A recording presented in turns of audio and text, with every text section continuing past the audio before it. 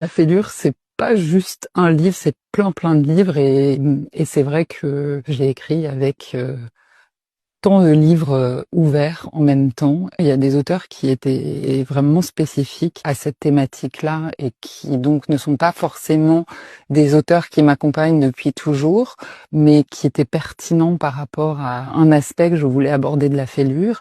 Et puis il y en a certains comme Colette qui ont toujours été là avec moi, qui font partie des auteurs que j'aime énormément, ou Marguerite Duras par exemple.